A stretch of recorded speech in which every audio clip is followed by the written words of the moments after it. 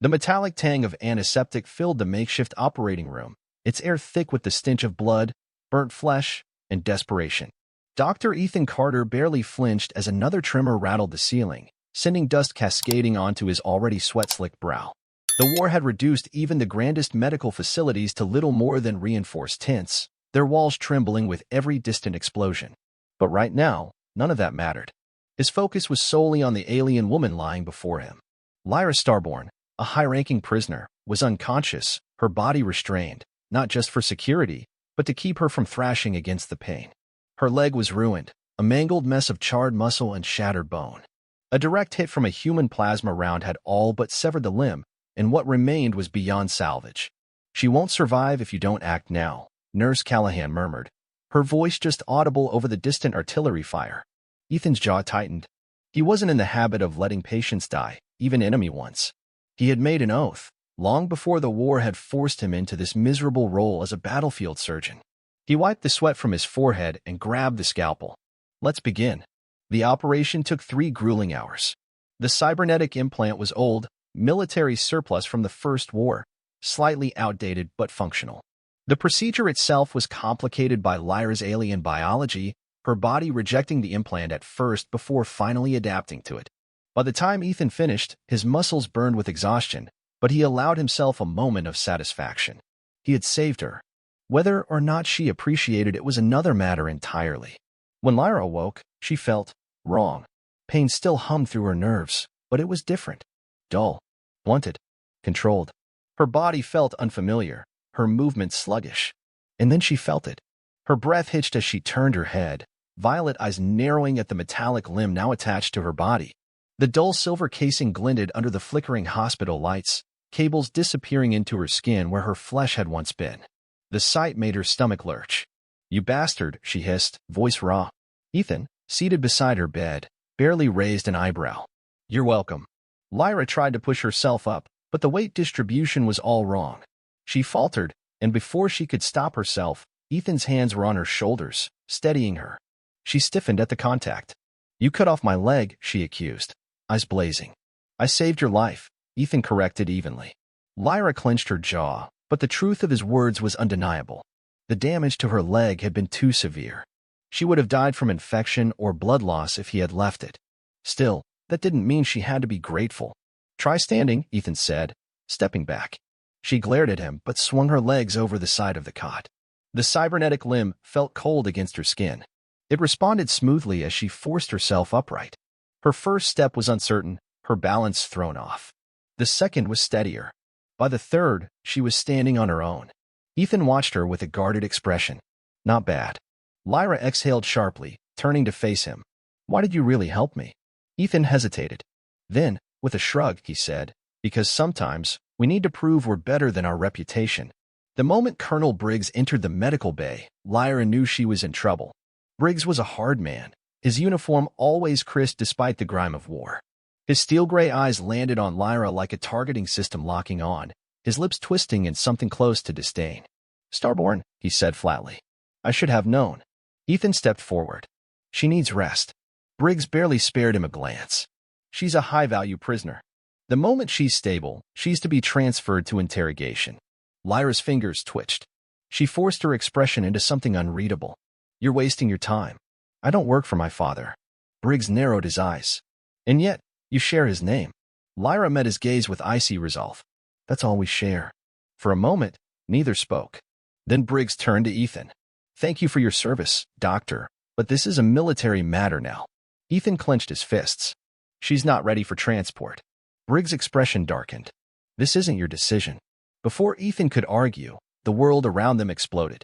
The blast tore through the field hospital, shattering windows and collapsing half the ceiling. Chaos erupted as personnel screamed, alarms blaring. Smoke and fire filled the room, drowning the air in heat and suffocation. Ethan barely had time to react before instinct took over. He lunged toward Lyra, pulling her to the ground just as another explosion rocked the facility. Debris rained around them, but he shielded her, his body braced over hers. Her breath was ragged beneath him. "What the hell was that?" "Enemy strike," Ethan growled. Briggs had been thrown back by the blast, groaning as he struggled to his feet. Soldiers were already pouring in, shouting orders, dragging the wounded to safety. Lyra's eyes darted around, calculating. The chaos was an opportunity. We need to move, she said. Ethan turned to her. Move where? Lyra met his gaze, her expression unreadable. Then, in a blur of motion, she grabbed a discarded plasma pistol from the floor and fired. Not at Ethan. Not at Briggs. At the reinforced glass window behind them. The explosion of shattered glass was swallowed by the chaos of war. Without hesitation, she turned to Ethan. Come with me. And for reasons he couldn't quite understand, Ethan did. By the time they reached the outer edge of the battlefield, Ethan knew there was no turning back. His hands were still stained with blood, some of it his own, some of it others. The battlefield was a twisted wasteland of scorched earth and broken bodies.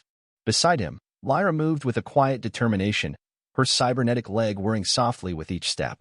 Why are you helping me? Ethan finally asked. Lyra's expression was unreadable. Because if I don't, you'll die. And I'm not quite ready to let that happen. Ethan exhaled sharply. So now what? Lyra glanced at him. Now? We run. And as the war raged on behind them, they ran, together, caught between two sides, hunted by both. For Ethan Carter, it had all started with a single choice. A cybernetic leg. A prisoner saved. But now, he was something else entirely. A fugitive. And perhaps, something even more dangerous. A believer. The night swallowed them whole. Ethan and Lyra ran through the scorched wasteland, their footfalls drowned by the distant echoes of war. Smoke and fire painted the horizon, casting eerie shadows that flickered against the twisted remains of shattered vehicles and abandoned outposts. The air was thick with the metallic scent of blood and burnt ozone, a scent Ethan had long grown accustomed to. His breath came hard, his muscles protesting with every step. Behind them, the battlefield hospital lay in ruins, its walls crumbling under the relentless bombardment. He had just walked away from everything, his duty, his colleagues, even his own people. Beside him, Lyra moved with an unnatural grace, her cybernetic leg adjusting seamlessly to the rough terrain. If she felt any pain, she didn't show it. Where are we going? Ethan panted, wiping sweat and grime from his brow. Away, Lyra answered simply. Her violet eyes scanned the horizon, calculating, analyzing. There's a dead zone about 2 kilometers from here. The fighting hasn't reached it yet. We can hide there. Ethan swallowed hard. You seem awfully prepared for an escape. Lyra shot him a sidelong glance. I've been planning one for a while. The implications of that sent a chill down his spine. Had she let herself be captured? Was this part of some larger scheme? Before he could question her further, the ground beneath them trembled. A low, mechanical hum filled the air, growing louder by the second. Ethan stopped, his heart pounding. Do you hear that? Lyra stiffened. Drones. His stomach clenched. Ours or yours? Lyra didn't answer. Instead, she grabbed his wrist and pulled him into the wreckage of a fallen transport vehicle. They pressed their bodies against the cold metal just as a squadron of sleek, black drones streaked overhead, their red scanning beams sweeping the ground. Ethan held his breath. The drones hovered for a moment, then moved on, disappearing into the night. Lyra released him and exhaled. Too close. Ethan turned to her, his mind racing. Those weren't human drones. No, Lyra admitted. They weren't. Silence stretched between them. Finally, Ethan spoke. What aren't you telling me? Lyra hesitated. Then, quietly, she said, this war isn't what you think. They reached the dead zone by dawn. The place was a graveyard, an abandoned settlement reduced to nothing but charred skeletons of buildings and the occasional glint of rusted metal. The air was stale, untouched by life for months, maybe years. Ethan collapsed against a broken pillar, exhaustion finally catching up to him. We need to talk. Lyra sat across from him, her expression unreadable. About. Ethan gestured vaguely toward the battlefield behind them. About this. About why the hell you just pulled me out of my own camp and why those weren't human drones looking for us. Lyra was silent for a long time. Then, in a low voice, she said, What do you know about the beginning of this war? Ethan frowned. Your people attacked first. Lyra gave a humorless laugh. That's the official story. Ethan's stomach twisted. You're saying it's not true? Lyra leaned forward, her gaze piercing. Our war didn't start 2 decades ago. It started centuries ago. And we weren't always enemies. Ethan's breath caught. He thought of the cybernetic implant he had grafted onto her, a piece of old human military tech that had somehow integrated seamlessly into her alien physiology. It had been a strange anomaly at the time. Now, it felt like a clue. What are you saying? He asked. Lyra hesitated, then whispered, I'm saying that our species were once one. Ethan's pulse thundered in his ears. That's impossible. Lyra shook her head. No. It's been covered up. The war isn't about conquest. It's about hiding the truth. The weight of her words settled over him like a lead blanket. If she was right, then everything he had fought for, everything he had believed, was a lie. And if the war was built on a lie, then who really wanted to keep it going? Before Ethan could process Lyra's revelation, a sharp, high-pitched tone echoed through the ruins. Lyra's eyes widened. They found us. Ethan spun around just as a red targeting laser swept across the rubble. A single drone hovered above them, its sleek black frame reflecting the dull morning light. Then it spoke. Prisoner Starborne. Surrender immediately. Ethan's blood ran cold. The voice wasn't human. Lyra moved fast. She pulled her plasma pistol and fired. The drone exploded in a shower of sparks, its wreckage clattering to the ground. Ethan barely had time to process before a second drone appeared. Then a third. Run! Lyra shouted. They sprinted through the ruins as laser fire rained down, scorching the ground around them. Ethan ducked behind a crumbling wall, gasping for breath. Lyra was already scanning their surroundings, her mind working at lightning speed. There. She pointed to an old maintenance tunnel, its entrance half buried under debris. Ethan didn't argue. They sprinted toward it, diving into the darkness just as another blast shook the earth behind them. The tunnel was narrow, damp, and reeked of decay, but it was their only chance. Ethan pressed his back against the wall, his chest heaving. Who the hell are they? Lyra's face was grim. Not my people. Not yours. Ethan swallowed hard. Then who? Lyra met his gaze. The ones who don't want us to know the truth. A shiver crawled down Ethan's spine. Because if that was true, then neither of them were just fugitives anymore. They were threats. And someone out there wanted them dead. The maintenance tunnel stretched into darkness, damp air pressing against their skin like a living thing. The only sounds were their own breath and the distant hum of drone engines searching above. Ethan's boots crunched against the rubble-strewn floor as he followed Lyra deeper underground. Do you even know where this leads? He asked, his voice hushed. Lyra glanced back, her violet eyes catching the dim glow of his wrist-mounted light. Somewhere that isn't being bombed. That's good enough for now. Ethan exhaled, tension gnawing at him. His entire life had been spent following orders, working within systems. Now he was running blind alongside an enemy he wasn't sure was an enemy anymore. They moved in silence for what felt like hours, navigating rusted catwalks and crumbling infrastructure. Then Lyra stopped so suddenly that Ethan nearly collided with her. Ahead, the tunnel widened into a cavernous chamber. Unlike the decrepit ruins they had passed, this place was different. Ancient. Lines of luminescent blue light pulsed along the walls, forming patterns Ethan didn't recognize. The air was heavier here, thick with something unspoken. And at the center of the chamber stood a monolithic structure, half buried, half exposed, covered in the same pulsing blue veins of energy. It was alive. Ethan took a slow step forward, his heart pounding. What is this place? Lyra hesitated before answering. Proof. Ethan turned to her sharply. Proof of what? Lyra's jaw tightened. That our people have been here before. Long before this war. Long before either of us were ever born. Ethan approached the structure, running his fingers over its smooth, cool surface. It felt almost organic, like metal that had learned how to breathe. His mind raced with possibilities. Was it a weapon? A ship? A machine? Then, as if in response to his touch, the lights along the walls surged brighter. A deep hum resonated through the cavern. The ground trembled.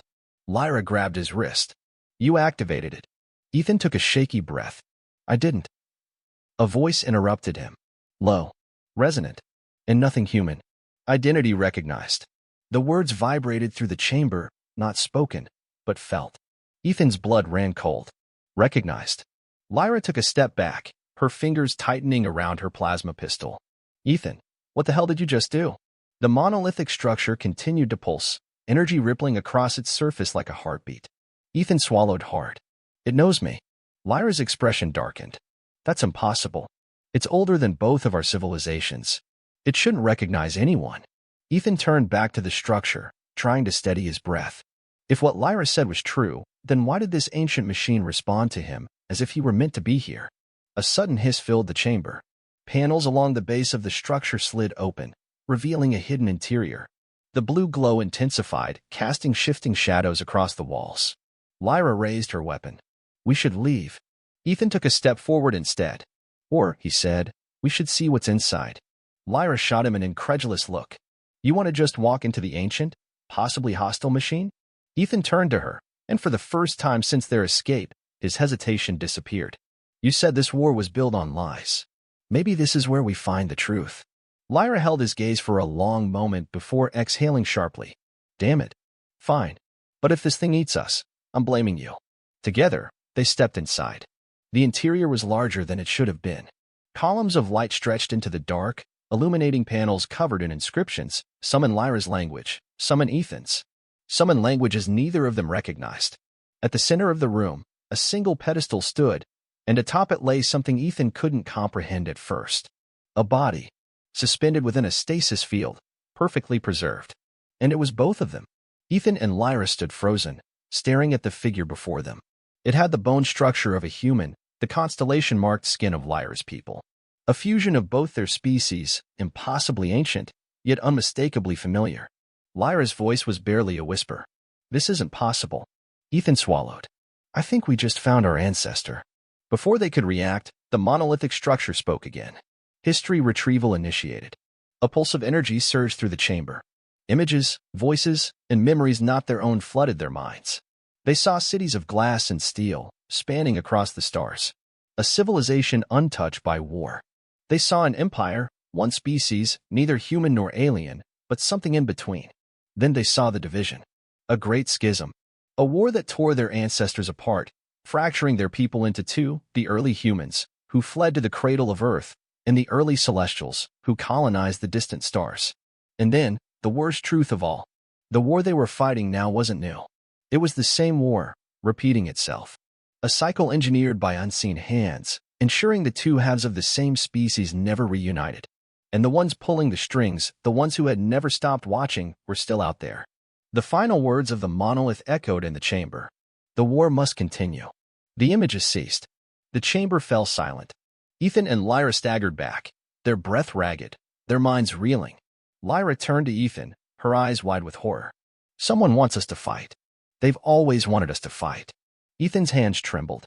Which means if we stop fighting. Lyra finished the thought, her voice grim. Then they'll come for us next.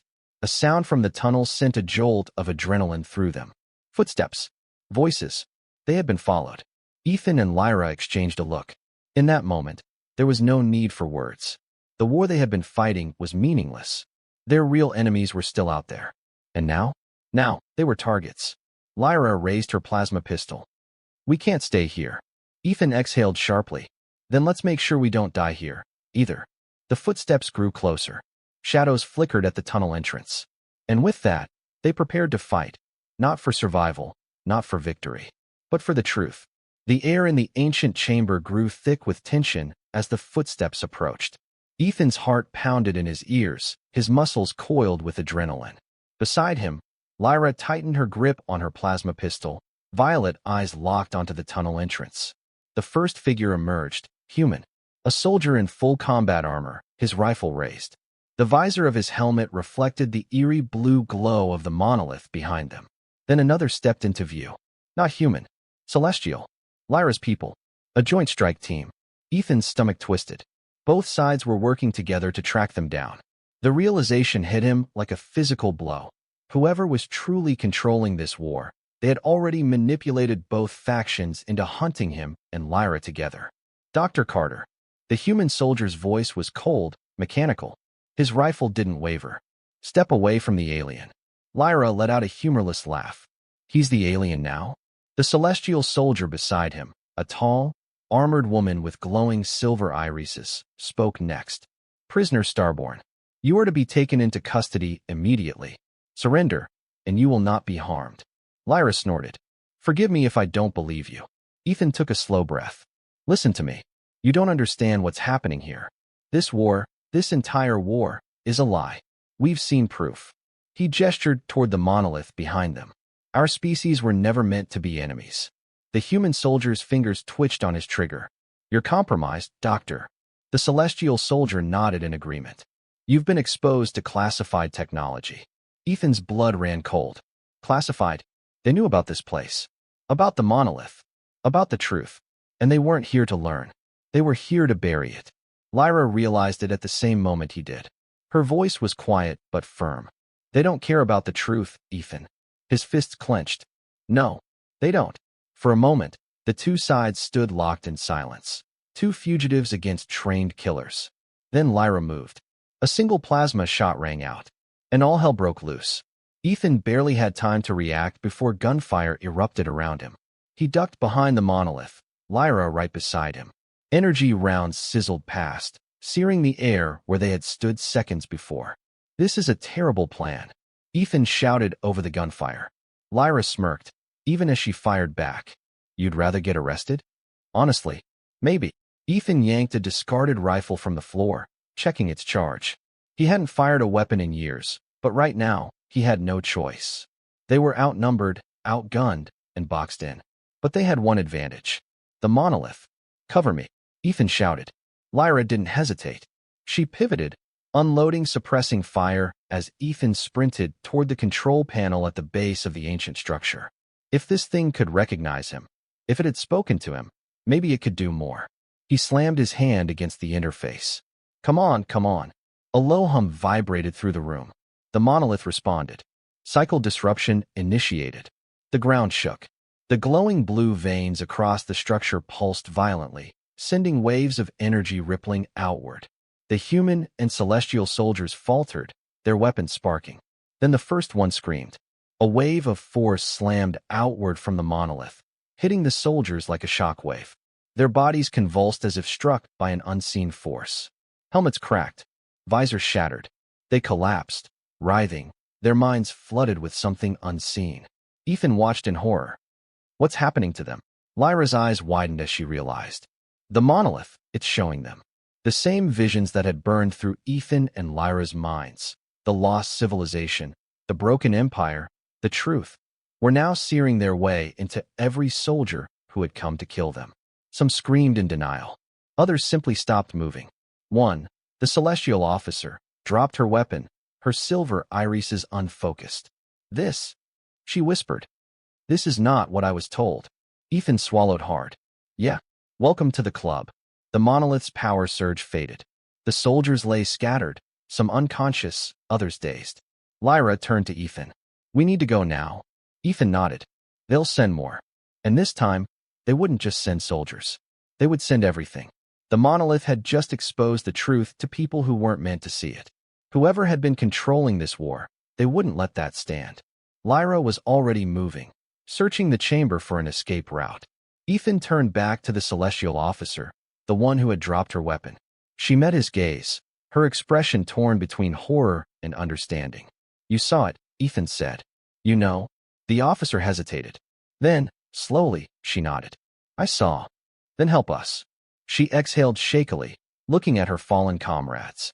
I can't. Lyra scoffed. Typical. The officer's jaw tightened. But I won't stop you either. She tapped something on her wrist, a silent transmission. Go, she said. Before they send the Reapers. Ethan's stomach twisted. Reapers? The officer's face was grim. You don't want to meet them. That was all the convincing he needed. He turned to Lyra. Let's move. She was already at a secondary tunnel entrance, prying open an old access hatch. This leads to the surface. If we're lucky, we can steal a transport before reinforcements arrive. Ethan cast one last glance at the monolith. The truth had been uncovered, but that was just the beginning. As he climbed through the hatch, a single thought gripped his mind. Whoever had orchestrated this war, whoever had been ensuring the cycle continued for centuries, now knew about him, about them, and they would not let this stand. The war was no longer between humans and celestials. It was between those who wanted to keep the truth buried and those who would tear the cycle apart. The tunnel's stale air gave way to biting cold as Ethan and Lyra emerged onto the surface. The battlefield stretched before them, a desolate, war-torn wasteland of shattered buildings and smoking wreckage. The twin moons of this world hung low in the sky, their pale glow barely illuminating the ruins. In the distance, the remnants of the battle still raged. Explosions thundered across the horizon, tracer fire cutting through the darkness like falling stars.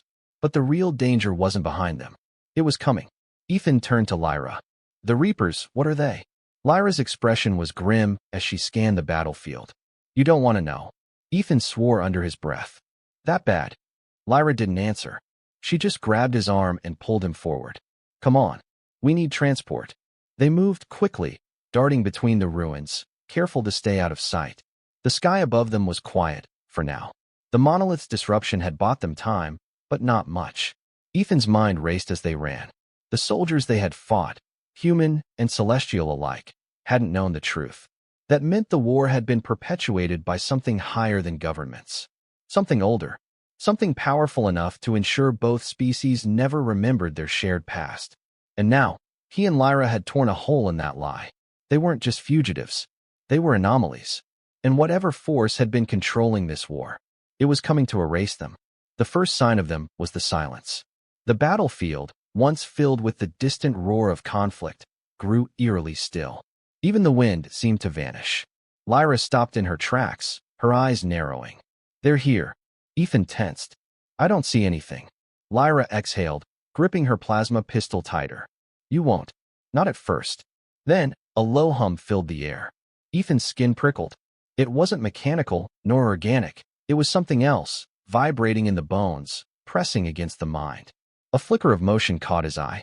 Then another. Dark figures moved through the ruins, shadows with no clear form, shifting and flickering like broken images in a faulty transmission. At first, they seemed almost human, then celestial. Then both. Then neither. They weren't real. Not in the way soldiers or drones were. Ethan took a step back. What are they? Lyra's voice was tight. Enforcers of the cycle. One of the figures turned its head toward them. Eyes not eyes, but voids locked onto Ethan. And then it spoke. Not in words. Not in sound. But in thought. Anomaly detected. The air rippled. Ethan barely had time to react before the first Reaper launched. Lyra shoved Ethan aside as the Reaper's form distorted, shifting like liquid shadow before solidifying into a mass of spindly limbs and sharp, wrong angles. It moved with unnatural speed, striking at the space he had just occupied. She fired her plasma pistol.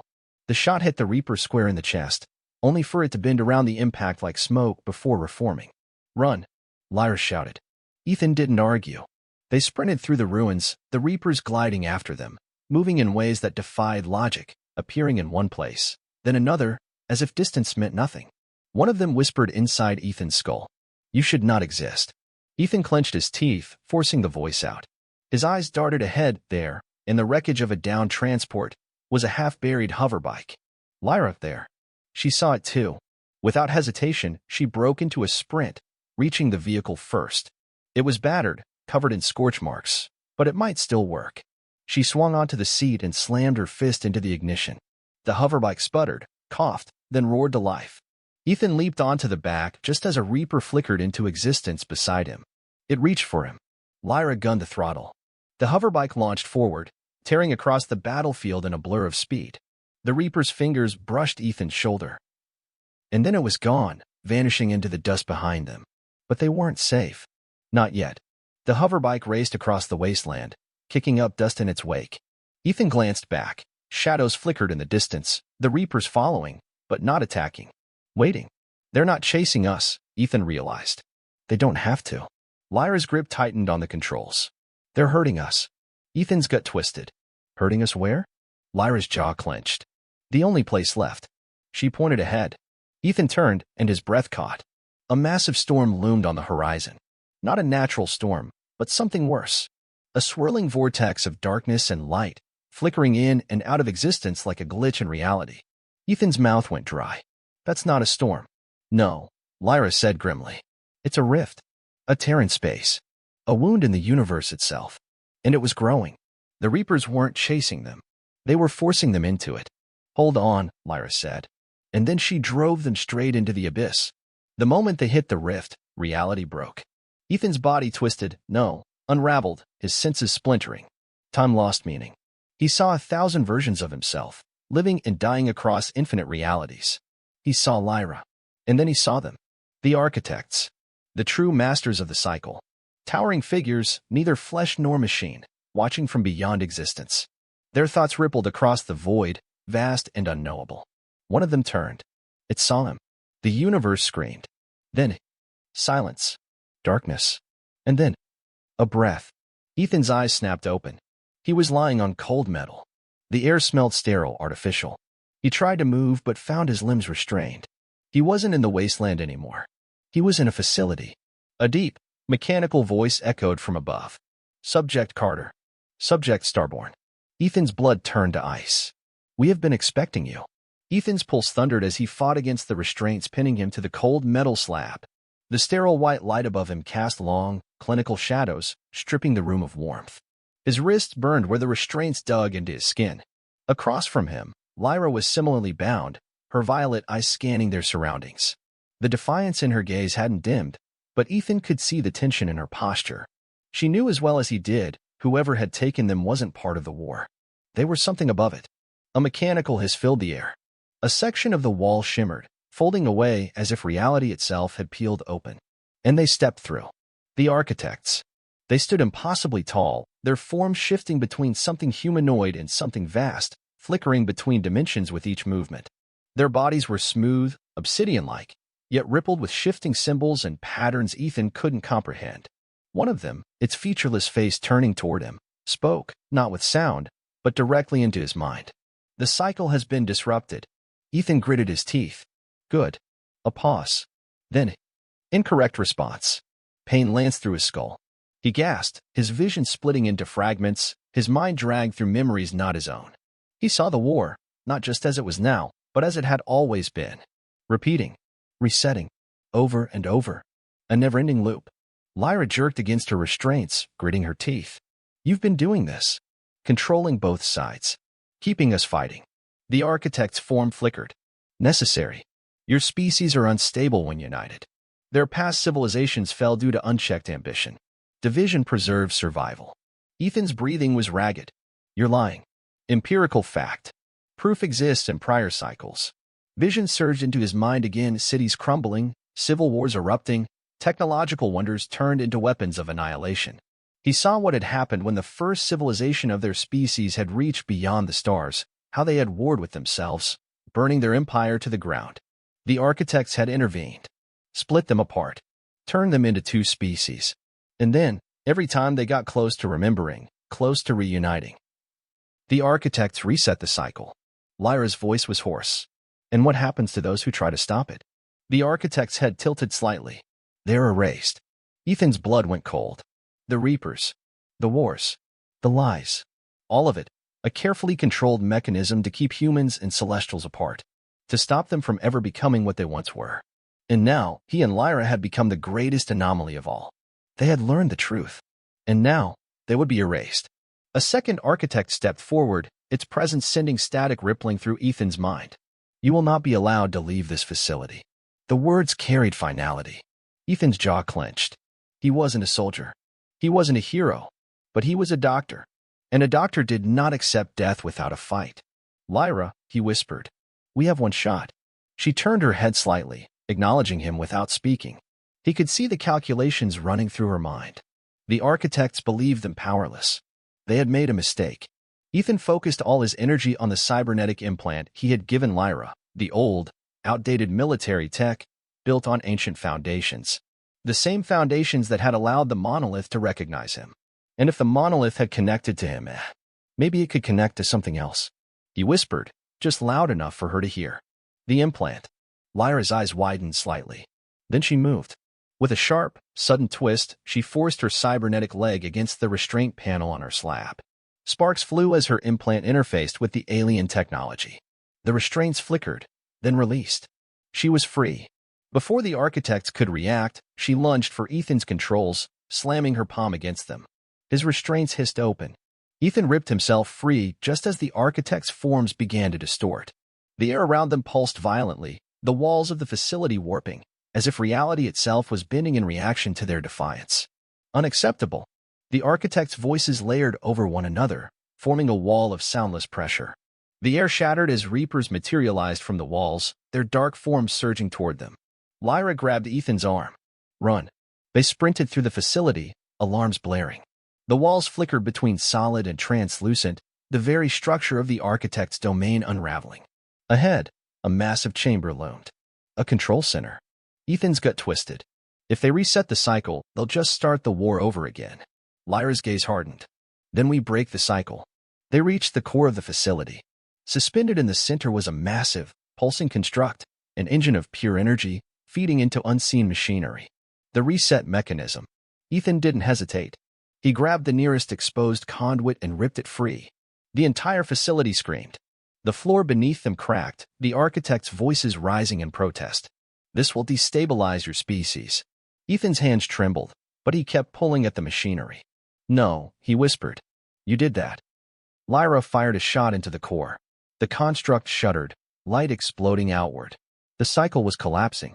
A deafening howl filled the chamber as the architect's forms unraveled, dissolving like mist in a storm. Their control was breaking. The war, the cycle, the lie. It was over. Ethan opened his eyes to the sky. A real sky. No sterile facility. No screaming reapers. He was on the ground, the wind cool against his skin.